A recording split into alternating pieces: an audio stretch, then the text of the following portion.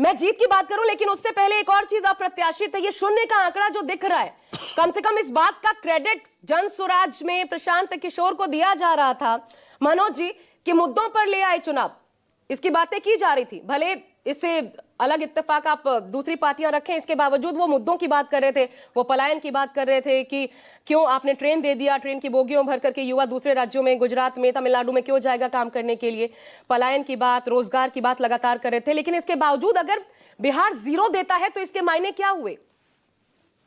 प्रशांत किशोर जी ने एक स्टेटमेंट कहा था बहुत पहले कि या तो अर्श पर या तो फर्श पर। इसका मायने ये था कि हम जनता के बीच में जा रहे हैं, बिहार का जो असली मुद्दा है, जो बिहार की असली समस्या है, जिसके वजह से बिहारी बाहर जाके अपमानित होता है, वो अगर जनता समझ गई तो भर भर के वोट देगी, तो हम लोग पूरी तरह से सरकार बनाने के पक्ष में होंगे। अगर हम लोगों ने फेल हो गए इस बात को समझाने में, या जनता समझना नहीं चाहिए, तो हम लोग कहीं के नहीं रहेंगे। ये बात प्रशांत किशोर जी ने बहुत पहले स्टेटमेंट में क्लियरली कह दिया था। इसका मतलब ये नहीं है कि राजनीति का मतलब सिर्फ यही नहीं होता है कि विधायक बनना, मंत्री बनना, मुख्यमंत्री बनना।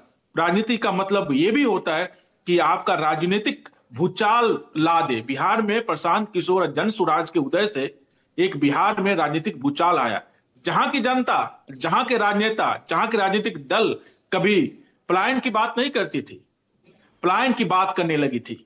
शिक्षा व्यवस्था बेहतर हो उसकी बात करने लगी नहीं तो थी। बिहार की जनता की अगर समझ आप लोगों के साथ कोप अप नहीं कर पाई तो आखिर क्या कारण रहा? इतने मुद्दे उठाने के बावजूद क्या समझ आ रहा है आपको? जैसे बिहार में कई सालों से देखते आ रहे हैं, कई चुनाव हुए, सारे चुनाव में देखते आ रहे हैं कि चुनाव लास्ट में आते आते बाइपोलर हो जाता है, एक दूसरे का डर दिखाने लगते हैं। अगर भाजपा का वोट नहीं दीजिएगा, एनडीए को वोट मत दीजिएगा, तो जंगल राज आ जाएगा। जंगल राज वाले बोलते हैं कि जो भी महागठबंधन वाले कि आप हमको वोट न दीजिए, संविधान खतरे में आ जाएगा।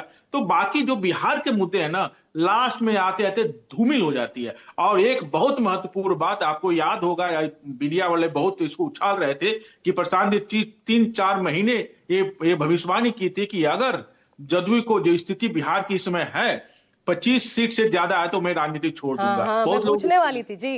ये बहुत लोग मीडिया पर्सन पूछ रहे थे, लेकिन इस बात को हमको समझने की आवश्यकता है। प्रशांत जी ने उस परिप्रेक्ष्य में कहा था जब 125 यूनिट बिजली फ्री नहीं किया गया था, जब कहा था जब वृद्धा पेंशन 400 था, और उन्होंने प्रशांत किशोर ने कहते हमारी सरकार आएगी तो 2000 वृद्धा पेंशन कर, तो उन्होंने बढ़ाकर 1100 रुपया कर दिया। तो पलट गए, आप भी पलट गए।